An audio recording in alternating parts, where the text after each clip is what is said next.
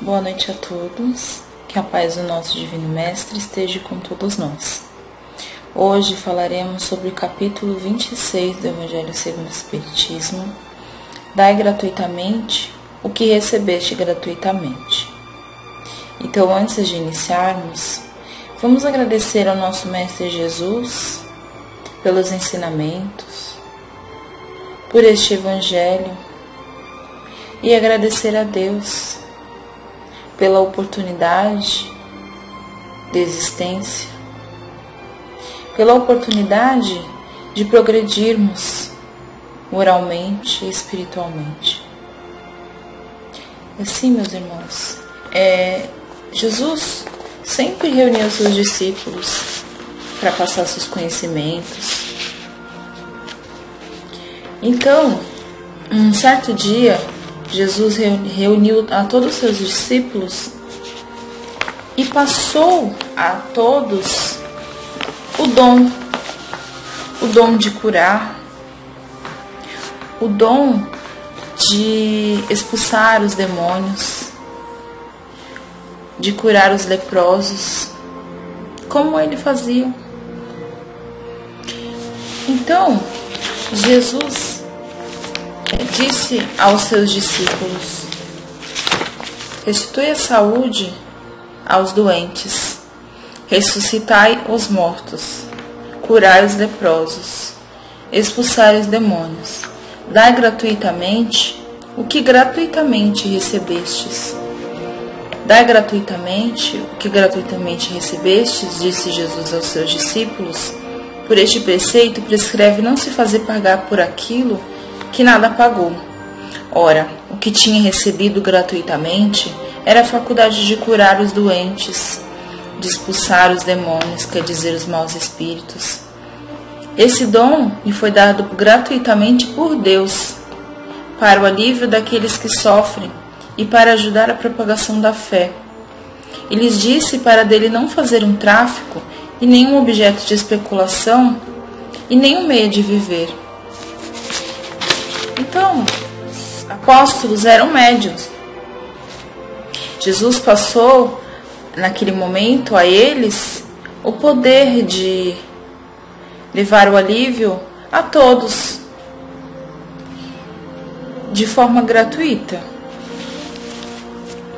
Então, eles receberam igualmente de Deus um dom gratuito, o de serem os intérpretes dos Espíritos para a instrução dos homens, e para lhes mostrar o caminho do bem e os conduzir à fé, e não para lhes vender palavras que não lhe pertencem, porque não são produto de sua concepção, nem de suas pesquisas, e nem de seu trabalho pessoal.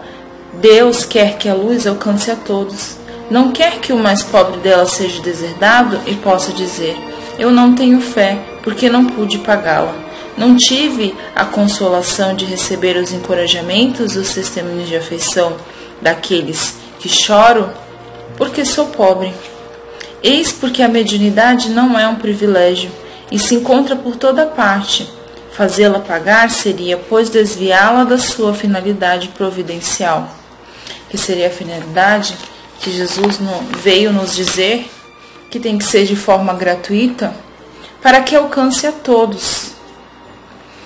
Então, o que podemos entender sobre mediunidade?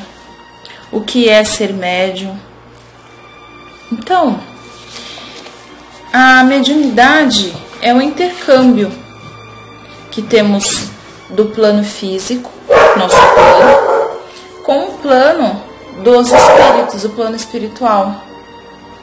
Então, denomina-se médium aquele que tem a faculdade mediúnica, que serve como intérprete do plano espiritual. Na pergunta 159 do Livro dos Médiuns, diz assim, que toda pessoa que sente em um grau qualquer a influência dos espíritos, por isso mesmo é considerado médium.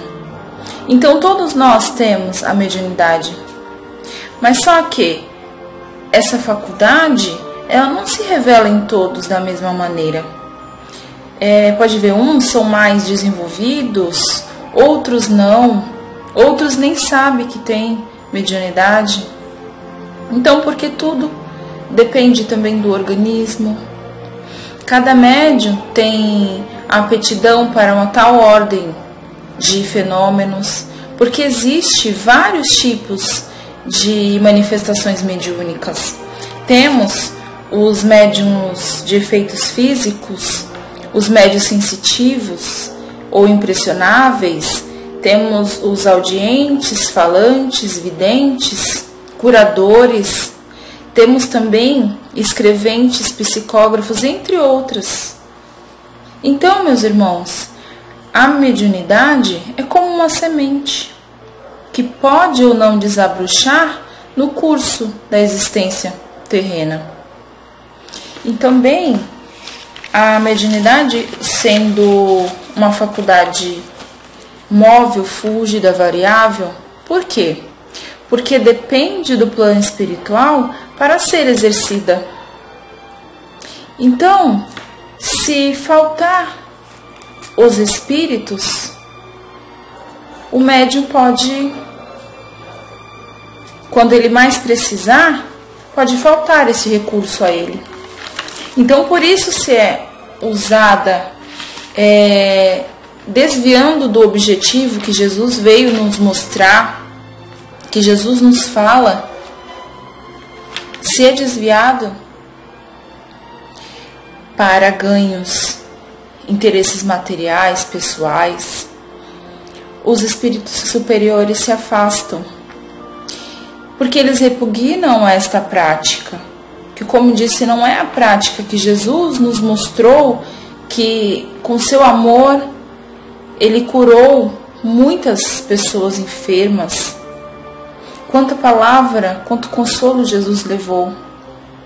Então, se desviada, os espíritos superiores se afastam e deixam o médium à mercê dos espíritos inferiores, que eles, por sinal, estão prontos, preparados para responder qualquer coisa que perguntarem, porque eles não têm comprometimento com a verdade, diferente dos espíritos benfeitores. Então, primeiramente, para um trabalho sério, deverá iniciar com seriedade, com amor, com humildade, e assim trazendo ao nosso lado os espíritos benfeitores, que estão prontos para auxiliar neste trabalho magnífico que é o trabalho da mediunidade, o trabalho de amor ao próximo. Então, eu vou contar resumidamente a história de Acelino. Acelino foi preparado pelo plano espiritual, na colônia do Nosso Lar, para encarnar e desenvolver um trabalho muito lindo aqui na Terra. Acelino encarnou e aos 20 anos ele foi chamado ao trabalho mediúnico. Então, Acelino tinha a mediunidade de vidência, psicografia e audição. Então, ele começou a trabalhar em uma casa espírita, começou a realizar seus trabalhos, estudos. Mas só que Acelino diz assim no livro, que apesar das lições maravilhosas de amor evangélico, inclinei-me a transformar minhas faculdades em fonte de renda material. Não me dispus a esperar pelos abundantes recursos que o Senhor me enviaria mais tarde. E após meus testemunhos no trabalho, inclinei-me a transformar as minhas faculdades em renda, em bens materiais e pessoais. Então, Acelino montou o seu consultório, ele atribuiu o preço às consultas, com bonificações aos pobres. Então, rapidamente, o seu consultório encheu-se de gente. Todos o procuravam, desejavam melhorias físicas, soluções de negócios materiais, muitas famílias procuravam ele sempre para que ele ajudasse com seus problemas de família, problemas pessoais, amorosos, e todos esses que procuravam sempre com interesses materiais. E Acelino também ajudou até em casos policiais. Então ele diz que, por estar cercado de pessoas, de criminosos, as baixas correntes mentais encarceraram-me como em uma cadeia. Ele diz que chegou até ao crime de zombar do Evangelho do nosso Mestre Jesus. E depois do seu desencarne, Acelino diz que ainda ficou cercado desses espíritos, todos reclamando palpites, notícias dos seus cúmplices encarnados. Então ele diz que viveu 11 anos neste tormento. E depois que ele foi resgatado, voltou para a colônia Nosso Lar, ele encontrou André Luiz e Otávio. Otávio, ele foi preparado também pela colônia Nosso Lar para desenvolver também um trabalho aqui na Terra, mas só que Otávio não quis desenvolver a sua mediunidade. Então aí ele diz assim para Otávio e André Luiz: não fui homicida nem ladrão vulgar, não mantive o propósito de ferir ninguém, não desrespeitei lares alheios, mas voltando à terra para servir nossos irmãos, auxiliando no crescimento espiritual com Jesus, apenas fiz viciados de crenças religiosas e delinquentes ocultos, mutiladores da fé e aleijados do pensamento. Não tenho desculpas, pois eu estava esclarecido e porque não, em nenhum momento, me faltou assistência divina. Então, ele voltando para o plano espiritual, ele teve a ciência de tudo que ele fez, o que ele deixou de fazer. Então ele pergunta para Otávio e André Luiz: pode avaliar a extensão de minhas culpas? Aí ele mesmo responde que essa é uma pergunta muito dolorosa para quem tem a consciência dos seus erros. Então Otávio fugiu do trabalho, ignorando. Acelino não.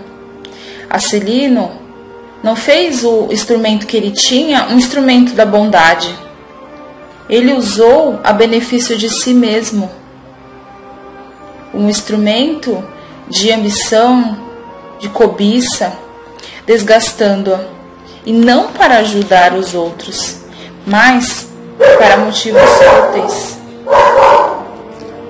Então, ele usou a sua mediunidade para si mesmo, e não como nosso Mestre Jesus nos ensinou: dai gratuitamente o que gratuitamente recebeu de Deus, para que alcance a todos. Então temos muitos exemplos de amor ao próximo, de mediunidade gratuita, de humildade. O primeiro grande exemplo que temos de amor é do nosso Mestre Jesus. Quantas curas Jesus fez? Quanto alívio a todos, quanta palavra, quanto carinho, quanto amor Jesus nos deu. Temos também os apóstolos que continuaram a sua caminhada, a sua missão. Temos também Chico Xavier. Chico vendeu mais de 50 milhões de exemplares de seus livros, 450 livros que que ele psicografou. E Chico cedeu todos os direitos autorais desses livros em cartório às instituições de caridade. Então veja que exemplo magnífico. Um exemplo de amor ao próximo, de humildade.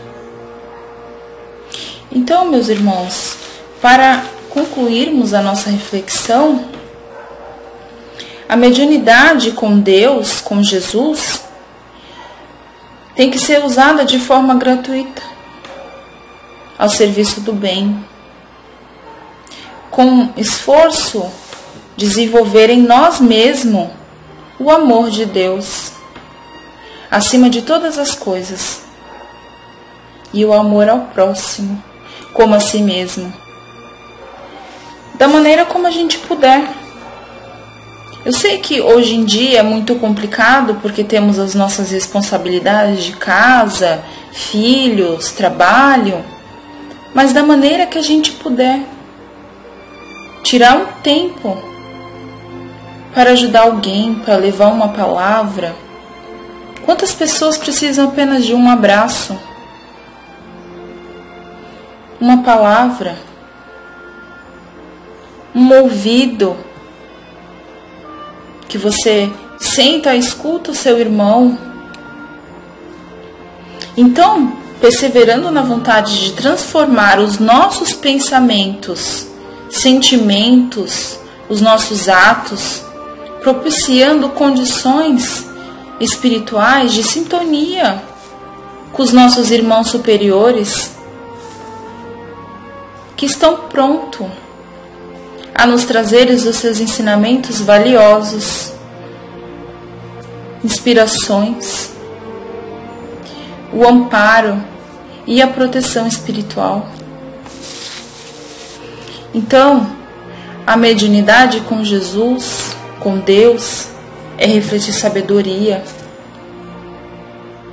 E o amor de Jesus em qualquer coisa em que a gente faz, através dos nossos atos, como eu disse, o que criamos, através de nossas palavras, através do que você é, do que eu sou.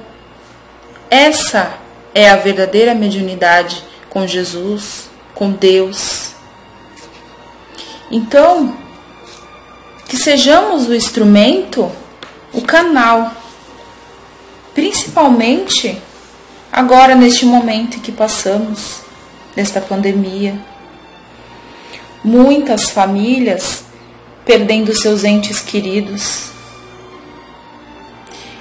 Muitos espíritos desencarnados que necessitam de auxílio. Então, não é só nós, encarnados, que precisamos de ajuda. Os desencarnados também. Então, que sejamos instrumento do bem, do amor e da caridade. Essa é a mediunidade com Jesus. São dessas pessoas que Jesus precisa para levar o amor a todos. Então, muito obrigada, meus irmãos. Que a paz de Jesus esteja com todos nós. Graças a Deus e graças a Jesus.